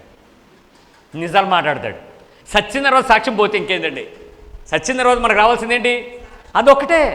ఏమీ రాదు, నీతో సాక్ష్యమే వస్తుంది, సాక్ష్యమే కాపాడుకోవాలి. అరే ఏంటి అదే పరిస్థితి వేపకుంట విశాఖపట్నంలో ఒక బ్రదర్ చనిపోతే ఆ రాత్రి నేను ఇదే విషయాన్ని మాట్లాడుతూ శవం దగ్గర చాలా మంది 600 మంది పోగయ్యారు. ఇలా మైక్ ఇచ్చారు, మాట్లాడమన్నారు. అడిగితే అక్కడ వచ్చి చెప్పిన వాళ్ళ విషయం ఏంటి తెలుసా అండి? నేను తప్పులు చేస్తున్న రోజు అతని జీవితం నాకు దగ్గరికి తీసుకొచ్చి, నేను ఇలా చేశాను, నేను ఇలా మారాను, నువ్వు ఇలా మారని చెప్పాడండి ఈ అయ్యగారు, అందుకని నేను మారానండి. ఇవి సాక్ష్యాలు. ఆ రాత్రి అద్భుతమైన రాత్రి. మేము తెల్లవారు పడుకునేటప్పటికి ఎంత అయిందో తెలుసా? 4. రాత్రంతా అతని గురించి అందరూ సాక్ష్యం చెప్తుంటే వింటూ గడిపాం. అది మరణ సాక్ష్యం అంటే, వాంగ్మూలం అంటే. అతడు ప్రభువులో ఉన్నాడు, అతడు ప్రభువునందుండి మరణించాడు, అతనికి జీవకిరీటం. అలా ఎవరికైనా దొరుకుద్దా? మన గురించి రేపు వస్తుందా? నా మీద కోపం ఉండి చెప్పినోడు వేరు, కానీ నా మీద ప్రభువు ప్రేమను చూసి చెప్పినాడు సాక్ష్యం అది. కాబట్టి ఆత్మీయ జీవితంలో పరిశుద్ధమైన దానిని ముట్టకుండా, అపవిత్రమైన దాన్ని తాకకుండా, బైబిల్ చెప్తున్నటువంటి పద్ధతుల్లో అపవిత్రమైన వాటి నుంచి ప్రత్యేకంగా ఉండడము ప్రత్యక్షత, కానీ దేవునికి వ్యతిరేకంగా మారిపోవడం ప్రత్యేకత కాదు. అంటే సపరేషన్గా గదిలో కూర్చోవటం, వాళ్ళకి దూరంగా ఉండడం, ఇది కాదు దేవుని అనుకున్నటువంటి వాక్యానుసారమైన జీవితం. కాబట్టి దేవుని వాక్యానుసారమైనటువంటి జీవితాన్ని సరైన క్రమంలో అలవాటు చేసుకోకపోవటం భక్తి విశ్వాసంలో మొదటి లోపం. అపవిత్రమైన వాటికి కోపము అపవిత్రమైనది, పాపము అపవిత్రమైనది, మనుషుల మధ్యలో పరిపూర్ణమైన ప్రేమ లేనితనము అపవిత్రమైనది. ఇలాంటి చాలా అపవిత్రమైన ఉన్నాయి బైబిల్ చెప్తున్న వాటికి. అలాంటి వాటిని మనం చేయొచ్చా? చేయకూడదు. మనం సపరేట్ అయిపోవాలి. అప్పుడు దేవుడు మనల్ని ప్రత్యేక. నన్ను ఒకసారి ఒక పాస్టర్ గారు కార్యక్రమానికి రమ్మని పిలిస్తే ఆయన చెప్పాడు, ఆ అయ్యగారు మీకు నచ్చదు కానీ మీరు రావాలండి, మీరు ఉండాలండి అక్కడ అని నన్ను తెగ బతిన్నాడండి నా మిత్రుడు, సేవకుడే. నేను నాకు నచ్చదంటున్నావు, మళ్ళీ నువ్వు నన్ను పిలుస్తున్నావు అని అంటే, నువ్వు రావాలన్నా అన్నాడు. వెళ్ళాను. ముందు వరుసలో కూర్చోబెడతారుగా పాస్టర్లకి, మనం లాస్ట్ వరుస. నేను ఉద్రబాబు అని కూర్చుంటానని కూర్చున్నాను. అక్కడ చేస్తున్నవన్నీ చూశాను. నేనేం మాట్లాడలా, నాకే కోపం రాలా, నాకే అసహ్యం రాలా. నాకు ప్రార్థన వచ్చింది, ప్రభువా వీరు తెలియక చేస్తున్నారు, వారిని క్షమించండి. వీరు ఈ పరిస్థితుల్లో ఉన్నారు, వారిని కన్నులు తెరవండి, వారిని లేవనెత్తండి. ఇదే ప్రార్థన వచ్చింది. అయిపోయింది కార్యక్రమం. మధ్యలో ఒకసారి వచ్చాడు ఒక ఆయన, అయ్యగారు మీరు ఇలాంటివన్నీ చేయరని నాకు తెలుసు, కానీ మరి మాకు ఇక్కడ అన్నాడు. నేను అన్నాను, మీరు ఇలాంటివి చేస్తారని నాకు తెలుసు, నాకేం కోపం లేదు, నాకేం అసహ్యం లేదు, మీరు చేస్తున్న తప్పని మీకు తెలుసని నాకు తెలుసు, మీరు కూడా తెలుసు అన్నారు కాబట్టి ఇంక నాకు ఏం పాపం లేదు, వదిలేండి. మీకు తెలియకుండా తప్పు చేశారనుకోండి, గద్దించకపోతే తప్పు నాది. మీరు తెలిసి చేస్తున్నారు కాబట్టి దేవుడు మీరు చూసుకుంటారు, ఏం పర్లేదు బ్రదర్, నన్ను మా స్నేహితుడు పిలిచాడండి అందుకని వచ్చానండి అని సార్ అంటే, అయినా మీరు ఎంతసేపు కూర్చుంటారు అనుకోలేదండి. ఎందుకు నా గురించి మీకు ఎలాంటి అభిప్రాయం వచ్చింది? ఎందుకు అలాంటిది వచ్చింది? మీరు అంతసేపు ఉంటారని అనుకోలేదు, నా గురించి ఎందుకు అనుకున్నారు చెప్పండి. నెంబర్ 1, నేనేం చేయలేను? సహించలేను. 2, భరించలేను. 3, ఓర్చుకోలేను. కానీ అక్కడ ప్రభు ఉంటాడా? ఉండడా? ఉంటాడు. నేను అందుకు నేర్చుకున్నాను. నేను సహించలేను, ఓరవలేను, భరించలేను, కానీ ప్రభువు తీర్పు తీర్చగలవాడు, నేను తీర్పు తీర్చలేను. కాబట్టి నేను అతను తప్పుని తప్పుగా చెప్పను. కూర్చుని చాలా ప్రేమించగలిగాను ఆ రోజు నుంచి. ఆ తర్వాత నాలో క్రీస్తు యొక్క ప్రేమ ఏంటో నాకు తెలిసింది. అంతవరకు అపవిత్రమైందన్నట్టు వాళ్ళని కూడా దూరంగా చూసేవాళ్ళు. ఇప్పుడు నాకు అది చూపలేదు. వాళ్ళ దగ్గరికి వెళ్ళగలను, వాళ్ళతో ఉండగలను, వాళ్ళ దగ్గర ఆనందించగలను, వాళ్ళతో సంతోషించగలను. అపవిత్రమైంది నేను తీసుకెళ్ళను. ఏంటి? వాళ్ళు చేసిన పనులు అపవిత్రమైనవి, అవి నేను తీసుకెళ్ళను. వాళ్ళు డ్యాన్స్, బేబీ డ్యాన్స్ అని స్టేజ్ మీద డ్యాన్స్లు వేయించారు యేసుప్రభు పాటలకి. మధ్యలో సినిమా స్టెప్లు వెళ్ళండి నేను. ఆ సినిమా స్టెప్లకి క్రైస్తవ పాటలకి మ్యూజిక్ పెట్టేసి ఆ డీజే దరదలు ఆడించేస్తుంటే, రంగురంగులు బల్బులు తిరిగేస్తుంటే, పొగలు వచ్చేస్తుంటే డ్యాన్స్లు వేస్తారు. నేను వెనకాల కూర్చుని విన్నాను. అది అపవిత్రమైంది. నేను నా సంఘానికి తీసుకెళ్ళను, దాన్ని నా ఒంట్లోకి తీసుకోను. నా మనసులోకి తెచ్చుకోను, నా జ్ఞాపకాల్లో ఉంచుకోను, తీస్తాను. మీరు సపరేట్ చేయండి. అపవిత్రమైంది కరివేపాకు కొంతమందికి ఇష్టం తింటాం, కొంతమంది ఏం చేస్తారు, పక్కకి తీసి పెడతారు. పక్కకి తీయమన్నాం కదా అని కూరలో వండింది దగ్గరికి మెంటల్ దానా, కరివేపాకు ఎవడో వేయమన్నాడు అని చెప్తాను, ముఖం మీద ఎత్తవా, ఏమంటారు నిన్ను, ఇది తినకూడదు అని చెప్పి. ములక్కాయ కూర వండాడు, ములక్కాయ కూర తినాలి, ములక్కాయ ఆ పీస్ అంతా ఏం చేయాలి, తీసేసుకోవాలా, నువ్వు తీసుకోవాలా, వండోళ్ళు తీయాలా, నువ్వే తీసుకోవాలి, తీసి సప్పరించి దాన్ని పక్క పెట్టాలి. అంతేగాని ఎవడరా మా వంట మాస్టర్ ఎక్కడ సన్నా చదవా, ములక్కాయ కూర అలాగనే ఉండేది, ఈ పీస్ అంతా ఎవడరా తింటాడు అక్కడ, కూర కలుపుకుంటూ అడ్డో చదువుదే అన్నావు అనుకో, ఏమన్నా నిన్ను, అది అపవిత్రమైందే. నువ్వు వేరు చేసుకోవడం నేర్చుకోవాలి. కాఫీ తాగుతావు, టీ తాగుతావు, వడగడతావా లేదా, అంతేగాని కింద టీ పొడి ఎవడరా ఇంత వేస్ట్ చేస్తున్నాడు అంటావా, అది వేస్టా, దానిలో నుంచి బెస్ట్ వస్తుంది. వేస్ట్ పక్కన పెట్టుకో, ఫిల్టర్ చేయడం నేర్చుకో. వయసు అవుతుంది, మనిషి పెరుగుతున్నావు, ఆత్మీయతలోకి వస్తున్నావు, సంఘంలోకి వస్తున్నావు, వాక్యపు వెలుగు నీ దగ్గరికి వస్తుంది, చీకటి దూరం అవ్వాలి, వెలుగుతో నింపబడాలి. అంతేగాని చీకటికి వెలుగుకి పొత్తు లేదని రెండు సంకలెట్టుకుని తిరిగితే ఈ చేతిలో ప్రేమ, ఈ చేతిలో కోపం ఉంటే నిన్ను ఏమనాలి, ఏమనాలి. కాబట్టి అపవిత్రమైంది ముట్టుకోవద్దు, మొదటి విషయం. రెండో విషయం, 2 తిమోతి 2:19, తిమోతి పత్రిక 2వ అధ్యాయము, 2 తిమోతి 2వ అధ్యాయం 19వ వచనం. అయినను దేవుని యొక్క స్థిరమైన పునాది నిలకడగా ఉన్నది, ప్రభువు తన వారిని ఎరుగును, అనుదినము ప్రభువు నామమును ఒప్పుకొను ప్రతివాడును దుర్నీతి నుండి తొలగిపోవెలను. ఏం పోతాడు, అనుదినము క్రీస్తు అనే పునాది మీద నిలబడి ఉంటాడు. ప్రభువు తన వారిని ఎరుగును అనునదియు ప్రభువు నామమును ఒప్పుకొను ప్రతివాడును దుర్నీతి నుండి తొలగిపోవెలను అన్నదియు దానికి ముద్రగానున్నది. రెండో విషయం ఏంటి, ఎక్కడి నుంచి తొలగిపోవాలి? మొదటిది అపవిత్రమైన దాన్ని ముట్టుకోవద్దు. రెండోది నీతి కాని దాని నుంచి తొలగిపోండి. ప్రభువు తన వారిని ఎరుగుతాడు, ఆ విషయం గుర్తుపెట్టుకోండి. దేవుడు తన వారిని ఎరుగుతాడు అని అంటే దుర్నీతి నుంచి విడిచిపెట్టండి అని అంటే మీకు ఎలా అర్థమయ్యేలా చెప్తాను. యేసు ప్రభు పాపులతో భోజనం చేశాడో చేయలేదా? జక్కే దగ్గర అందరూ ఏమన్నారు, ఈడేంటి, ఇతని పరిశుద్ధత ఏంటి, ఇతని మంచితనం ఏంటి, పాపులతో తింటున్నాడు, దుష్టులతో తిరుగుతున్నాడు, వ్యభిచారులు ఆయన పక్కనకు వచ్చి కూర్చుని మెచ్చుకుంటున్నాడు. మగ్దలేని మరి గురించి ఏమనుకున్నారు, వ్యభిచారం పాపాత్మురాలైన స్త్రీతో ఉన్నాడు ఈడు. యేసు ప్రభుకి అభ్యంతరం లేదు, కానీ యేసు ప్రభు శిష్యులు బయట ఉన్న వాళ్ళకి ఏముంది, అది దుర్నీతికి దూరంగా ఉండడం అంటే. ఆయన పరిశుద్ధతలో ఉంటాడు, ఆయన ఏ పాపం చేయడు, కానీ ఆయన చుట్టూ ఉన్నవాళ్ళు ఆయన పేరు చెప్పి ఏం చెప్తారు, పాపం చేస్తారు. ఎలా ఉండాలి దుర్నీతికి దూరంగా? వాళ్ళు తప్పు చేస్తారు, వాళ్ళు పాపంలో ఉంటారు, వాళ్ళు బలహీనతలో ఉంటారు, కానీ నీ వెలుగు సరిగా ఉండేలాగా చూసుకో, నీ హృదయం స్థిరంగా ఉండేలాగా చూసుకో, నీ అంతరంగం పరిపూర్ణంగా ఉండేలాగా చూసుకో, నీవు పాపములోనికి పరిశుద్ధతలోనికి దూరంగా ఉండే పద్ధతిని నేర్చుకో. అంతేగాని ఆ బలహీనమైన పరిస్థితికి నువ్వు ఇంకొక రకమైన భాషలు చెప్పడం మానే. ఓ రోజు ఒక వేశ్య నా దగ్గరికి వచ్చి మాతో మాట్లాడాలని మా పిల్లల్ని అడిగింది. ఆమె వ్యభిచారి, నోటెడ్ వ్యభిచారి, బాగా నోటెడ్, ఆ ఏరియాలో బాగా నోటెడ్, మాట్లాడితే అరెస్ట్ అవుతూ ఉంటుంది, పేపర్లు వేస్తూ ఉంటారు, ఫోటోలు పడుతూ ఉంటాయి. అలాంటిది వచ్చింది. ఆలివన్తో మాట్లాడాలి, మా వాళ్ళు ముందే ఆపేశారు. ఆపేసి నువ్వేటి ఆయన దగ్గరికి వెళ్ళడం ఏంటి, ఆయన పెళ్లి పెడకలేని ఉన్నాడు, నువ్వు చూస్తే బజార్ మీద నీకు మొగుడెవడో తెలియదు, నువ్వు ఆయన దగ్గరికి వెళ్తావు ఏంటి బాబు, నువ్వే రావద్దని చెప్పి ఆపేశారు. నేను ఎందుకో కూర్చుని ఆలోచిస్తుంటే నాకెవరో వస్తున్నారు, వాళ్ళని ఎవరో మా వాళ్ళు ఆపుతున్నారని నాకు అనిపిస్తుంది. లోపల పిలిచాను, చర్చికి ఎవరైనా కొత్త వాళ్ళు వచ్చారా అని అడిగారు.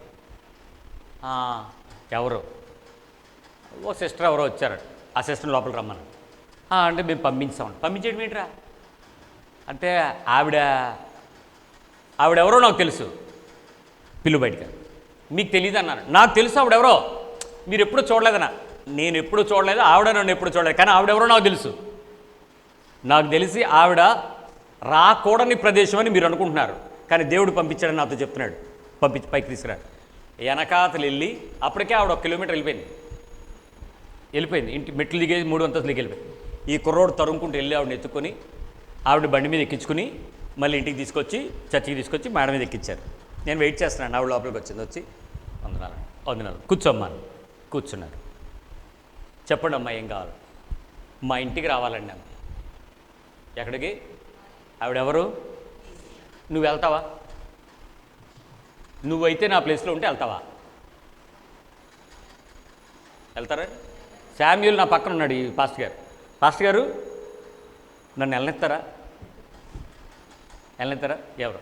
మా తండ్రి గారు ఇక్కడ అబ్రాహం గారు ఉన్నారు. అయ్యగారు నన్ను ఆవిడ దగ్గరికి వెళ్ళనిస్తారా మీరు? ఎందుకు ఒప్పుకోరు? అసలు మీ పరిశుద్ధత ఏంటండి? మీ సమర్పణ ఏంటండి? మీ ఆధ్యాత్మికత, మీ దీవెనకరమైన జీవితం, మీరు ఎంత కఠినంగా ఉంటారండి స్త్రీలంటే. ఆ అపవిత్రమైన పరిస్థితి దగ్గరికి మీరు ఎలా వెళ్తారు? ఆవిడ ఇంటికి వెళ్ళడం ఏంటి మీరు? ఖచ్చితంగా వీళ్ళు ఎవ్వరు వెళ్ళినవారు. యేసుప్రభు వెళ్తాడా? వెళ్ళడా? అదే తేడా మీకు యేసుప్రభుకి. ఎందుకు వెళ్తాడు? ఆయన ఆమెలో ఉండే దుర్నీతిని ముట్టుకోడు. ఆమె చేసే పాపమును ఆయన ఇష్టపడడు, తాకడు, ఆనందించడు, సంతోషించడు, సుఖించడు, తృప్తి పొందడు, సంతోషపడడు, సహాయపడడు. కానీ ఆమెను ప్రేమిస్తాడు. మనకి ఆయనకి ఇప్పుడు తేడా ఎక్కడ వచ్చింది? ఇక్కడే తేడా వస్తుంది సార్. మీకు కొంతమందిని మీ ఇంట్లో గృహప్రవేశం అవుతుంది. అందరినీ పిలుస్తారా? కొంతమందిని పిలుస్తారా? పెళ్ళి అవుతుంది. మిమ్మల్ని పిలిచిన వాళ్ళే పిలుస్తారా? అందరినీ పిలుస్తారా? ఇప్పుడు పెళ్ళికి, గృహప్రవేశానికి, ఇలాంటి కార్యక్రమాలకి మీకు కోపం వచ్చిన వాళ్ళు ఉన్నారు. ఈ మధ్యకాలంలో కొంచెం టిక్టాక్లు అయ్యేయాలండి. మీరంటే వాళ్ళు పడక్క, వాళ్ళు ఏం మిమ్మల్ని వాట్సాప్లో బ్లాక్ చేసి, ఆ తర్వాత మీ గురించి వాళ్ళు ఏదో చెడ్డగా చెప్పారని మీకు ఇంకెవరో మధ్యలో ఆకాశరామన్న వార్త వచ్చేసి, ఇక నువ్వు అక్కడికి వెళ్ళా, నిన్ను చెడ్డగా మాట్లాడిన దగ్గర నువ్వు ఇంటికి ఎందుకు వెళ్తావు అంటాడు మీ ఆయన. అమ్మయ్య నన్ను వెళ్ళకుండా ఆఫీసర్ సంతోషం, ఏమనైతే ఇమ్మి తోసేచ్చానంటే నువ్వు. ఇప్పుడు నీ ఇంట్లో కార్యక్రమం పిలవాలా? పిలుస్తారా? మానేస్తారా? ఏం చేస్తారు? ఇప్పుడు మీరు పిలవరు, ఖచ్చితంగా పిలవరు. ఎందుకు పిలిచేందుకు ఆ పెంట నెత్తిరేసుకోవడం, లేని పని కంపు దూరంగా ఉంటే బెటర్ అని. ప్రభు ఏమంటాడంటే, ఆమెలో అతనిలో ఉండేటువంటి దుర్నీతి ఏదైతే ఉందో దాన్ని పక్కకు పెట్టి నీ ప్రేమ చేత వాళ్ళని కప్పుకో అని చెప్తాడు. ఏం చేయగలరు? నేను ఈ స్త్రీని చెప్పాను, నేను వస్తానమ్మా, ఈరోజు కాదు, శుక్రవారం సాయంత్రం 6 గంటలకు వస్తాను, నువ్వు ఇంటి దగ్గర రెడీగా ఉన్నాను. వెళ్ళిపోయింది. ప్రార్థన చేసుకున్నాను, ఉపవాసం ఉన్నాను, నాకు కూడా వెళ్ళాలని లేదు. వేసి ఇంటికి నేనే వెళ్తాను, లేని పని కూడా. ఎవడని చూశాడనుకో, అసలు ఈ ఫోటోలు టక్క తీస్తున్నారు వాట్సాప్లో. ఇప్పుడు వదలరు, ఎప్పుడు కావాలో అప్పుడు తీస్తారు. అవి ఎప్పుడెప్పుడు జాతకాలు తూగుతున్నారండి వాట్సాప్లో వాళ్ళు, యూనివర్సిటీలు, ఫేస్బుక్లోని. అందుకని దూరంగా ఉందాం అనుకున్నాను, తప్పించుకుందాం అనుకుని శుక్రవారం పెట్టేశా. ఆ శుక్రవారం ఉదయం గుర్తు చేశాడు ప్రభు, సాయంత్రం వెళ్తానన్నావు రెడీగా ఉన్నా. అనీసానా? ప్రభువా ఏదో ఒకటి చెయ్యి ప్రభు అని ప్రార్థన చేస్తుంటే ప్రభు అన్నాడు, నేను వెళతానా వెళ్ళనా అన్నాడు. నువ్వు వెళ్తావు. మరి నేను పెళ్లి చేసుకున్నానా లేదా? చేసుకోలేదు. నేను ప్రతిష్ఠించబడ్డానా లేదా? ప్రతిష్ఠించబడ్డావు. మరి నేను ప్రకటించానా లేదా? ప్రకటించాను. మరి నీకేంటి ఎక్కువ, నాకన్నా ఎక్కువ నువ్వు అన్నాడు. కాదు ప్రభు అయితే వెళ్ళానండి. 6 గంటలకు వెళ్ళాను. సరిగ్గా పావుతక్కువ వారికి కారు ఒక చోట పార్క్ చేసి, మళ్ళీ భయం ఏంటి తెలుసా, నా కారు నెంబర్ అందరికి తెలుసు, 27. ఎవడ అమ్మ అలివిన కారు ఉంది అని చెప్పి ఎవడో ఫోటో తీసి, లేకపోతే అక్కడ నుంచి నా ఫోన్ చేస్తారు, అన్న ఇక్కడ కారు ఉంది మీరు ఎక్కడున్నారు అని. ఎవడు డ్రైవర్ వేసుకొచ్చాడు అనుకోరు, నేను వచ్చినట్టే. ఈ లేనిపోయిన ఎంక్వైరీలు మనవాడి సమాధానం చెప్పలేమని కారు కిలోమీటర్ దూరంలో పెట్టి నేను అక్కడికి వెళ్ళాను. సైలెంట్గా వెళ్ళాను. అందులో సివిల్ డ్రెస్సులు వెళ్ళాను. మళ్ళీ తెలిసిపోతాం కదా, అందుకే టీ షర్ట్ వేసుకుని సైలెంట్గా వెళ్ళి తలుపు దగ్గరికి వెళ్ళగానే, అన్న వచ్చారా? చాలా సంతోషం అండి, మీరు మాట మీద నిలబడతారని నాకు తెలుసు, రండి లోపలికి. ఇక్కడ మాట్లాడదామన్నా. అయ్యో ఎక్కడి వరకు వచ్చి లోపల రావడం ఏంటన్నా? పర్లేదు లోపల రండి. లేనిపోయిన గొడవ లోపల రమ్మంది. అదే నూనె పౌడరు ముక్కుకి ఏమైనా మందో పెట్టింది అనుకో, బతుకు అయిపోయింది, క్రైస్తవ బతుకు. ఎందుకు వచ్చిన గొడవలో బాబు? ఓ పక్క గడగడగడలు ఆడిపోతుంది, స్తోత్రం. ఓ పక్క భాషలతో మాట్లాడుతున్నాను, ఆజ్ఞాపించేస్తున్నాడు, దురాత్మ గద్దిస్తున్నాడు, ఆజ్రబ చందర కర్రబ రియల రబరి కర్రబ, వేసు రక్తం చేయి ప్రభురికి వందనాలు స్తోత్రం. మహోన్నతం చోట నివసించేవాడు, సర్వశక్తి నేను విశ్రమించేవాడు, ఆయన నాకు ఆ కేడముదాడు. 91వ కీర్తన చదివేస్తున్నాను, అన్నీ చదివేస్తున్నాను. వాడు అన్నయ్య లోపలికి రండి అన్నయ్య, ఏంటి మీరు మాట్లాడుకుంటున్నారా? సేఫ్టీ మెజర్ ఏంటో తెలుసా? నాతో ఎవరిని తీసుకెళ్ళా. ఎందుకు? ఏమో ఈడు రేపు పొద్దున్న శత్రువు అయితే నా గురించి ఏమన్నా వాళ్ళ కొంపుల చుట్టూ తిరుగుతాడు అంటాడు కదా. ఎవడు నమ్మడానికి లేదండి, శిష్యుల్ని ఎవడు నమ్మడానికి లేదు. అమ్మమ్మ డేంజర్ వీళ్ళు. యేసుప్రభు ముద్రెట్టు ఉంటే ఎవడు తెలిసిన తర్వాత కూడా నమ్ముతావేంటి? దూరంగా వెళ్ళా, సెంటర్కి వెళ్ళి, సరే ఇక వెళ్ళనమ్మా అంటాం. ఇక్కడి వరకు వచ్చాక చల్లదా అడగడానికి వెళ్ళి ముంత దాస్తే మర్యాద సరే అని చెప్పి లోపలికి ఉంటాడు. 200 మంది ఉన్నారండి ఇంట్లో. ఒకళ్ళిద్దరు కాదు. ఏంటమ్మ వీళ్ళందరూ అన్న, మా వృత్తిలో ఉన్నవాళ్ళు అందరూ అన్నారు. ఏంటి వీళ్ళందరా? మా వృత్తి అండి, మేము వేశ్యలం, మేము తప్పుడు పని చేస్తున్నాం. నేను మార్చుకున్నాను, నాకు హెచ్ఐవి వచ్చింది. ఓ రోజు మీటింగ్లో నేను మీ దగ్గరికి వచ్చాను, మీరు ప్రార్థన చేశారు. నేను ఎవరో మీకు తెలియదు, కానీ మీరు వచ్చి నా తల మీద చేపెట్టి ప్రార్థన చేశారు. ఆ మరుసటి రోజు నేను వెళ్ళి రికార్డ్ చెక్ చేసుకున్నాను. ఇదిగోండి నా రీడింగ్స్, దీనిలో పాజిటివ్, దీనిలో నెగిటివ్. ఆ రాత్రి ప్రభు మీరు చెయ్యి వేసిన వెంటనే నన్ను స్వస్థపరిచాడు, నేను బాగయ్యాను. నేను వృత్తి మానేశాను. మీ మందిరం వెతకడానికి నాకు సంవత్సరం పట్టింది. మీరు ఎక్కడ ఉంటారని వెతకడానికి మీ అడ్రస్ లేదు, ఫోన్ నెంబర్ లేదు. సంవత్సరం పాటు పిచ్చి కుక్క తిరిగినట్టు తిరిగానండి మీకోసం. తిరిగి మొత్తానికి మీ మందిరంకి వస్తే మీ మందిరంలో వెళ్ళిపోమన్నారు వాళ్ళు. కానీ మళ్ళీ వెనక్కి వచ్చి దేవుడు నన్ను తీసుకొచ్చాడు. మీరు వస్తారన్నారు. నేను నాలాగా మార్పు పొందిన వారందరి మధ్యలో వెళ్ళి సువార్త ప్రకటిస్తున్నాను. ఆ 200 మంది స్త్రీలు వ్యభిచారులు, మీరు సువార్త చెప్పడానికి రండి అని తీసుకొచ్చాను. నేను వెళ్ళకపోతే ఏమై ఉండేది?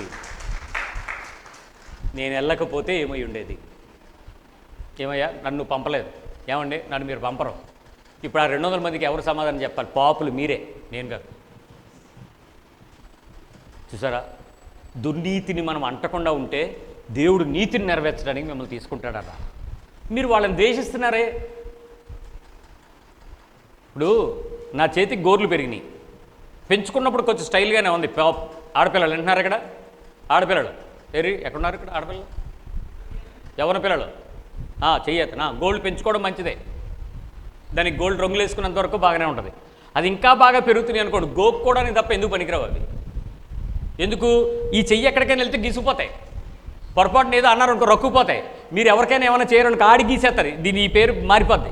ఇదో గయ్యాల గంప, ఇది రక్కుడిది, రెక్కెత్తది అని పేర్లు మార్చేస్తారు. గోర్లు మంచివి కాదు. పెరుగుతున్నాయి కాబట్టి అభ్యంతరం అవుతుంది కాబట్టి మనం దాన్ని ఏం చేయాలి? గోర్లు కత్తిరించాలా, ఏళ్ళు కత్తిరించాలా? అభ్యంతరకరమైన విషయాలలో అభ్యంతరాలను కత్తిరించాలి తప్ప వ్యక్తులను కాదు కదా. అది దుర్నీతి అంటే. am I sensing you? నేను మీకు ఏమైనా అర్థమవుతున్నారని చెప్తున్నానా? సో రెండో విషయం, వాటికి మనం చాలా దూరంగా ఉండాలి. దుర్నీతికి అది కాదు, చెయ్యొద్దు. అవతలోడు చేస్తున్నాడు, వదిలే. ఆడినెందుకు ద్వేషిస్తావు? ఆడినెందుకు అసహించుకుంటావు? ఆ పాపం నీకు వచ్చేస్తుంది. నాతో బ్రదర్ వచ్చాడు. మేమిద్దరు డిఆర్ఎంఓ ఆఫీస్కి, రైల్వే ఆఫీస్కి వెళ్ళాం.